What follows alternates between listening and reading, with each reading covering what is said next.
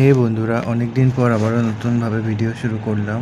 মাঝখানে অনেক দিন গ্যাপ হয়ে গেছিলো, তাই কিন্তু গাছের গ্যাপ হয়নি।